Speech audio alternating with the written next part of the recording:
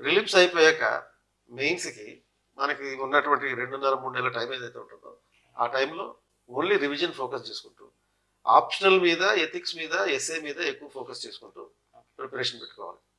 మిగతా జిఎస్ సబ్జెక్టులు ఏవైతే ఉన్నాయో ఆ మిగతా జిఎస్ సబ్జెక్టులని నోట్స్ తయారు చేసుకోవాలి. నోట్స్ ఎలాగా, ప్రతి టాపిక్కి ఓన్లీ 1 పేజ్, ఎక్కువ ఉండకూడదు. అంటే bullet points, only bullet points మాత్రమే ఉండేటట్టు. అంటే ఫర్ ఎగ్జాంపుల్ ఇప్పుడు మీరు పేపర్ 3లో సెక్యూరిటీ, ఇంటర్నల్ సెక్యూరిటీ అంశాలు ఉన్నాయి. దాంట్లో లెఫ్ట్ వింగ్ ఎక్స్ట్రీమిజం గురించి క్వశ్చన్ అడగచ్చు, అంటే నక్సలిజం గురించి క్వశ్చన్ అడగచ్చు. నక్సలిజం కారణాలు ఏంటి, ఓన్లీ 1 వర్డ్స్లో మాత్రమే రాసుకోవాలి. ఈ రకంగా 1 పేజ్ నోట్స్ తయారు చేసుకుని ప్రతి టాపిక్, ఎన్ని టాపిక్లు ఉంటాయి అనుకుంటున్నాం మనం? మనకు పేపర్ 1, 2, 3, 4 జిఎస్లు కలుపుకుంటాం. ఆన్ అండ్ యావరేజ్ ఒక్కో దాంట్లో 20 నుంచి 25 టాపిక్, మొత్తం కలిపి 100 యూనిట్స్. యూనిట్స్ 100. ఒక్కో దాంట్లో 4-5 సబ్ టాపిక్స్ ఉంటాయి. 500 సబ్ టాపిక్స్. 500 పేజీల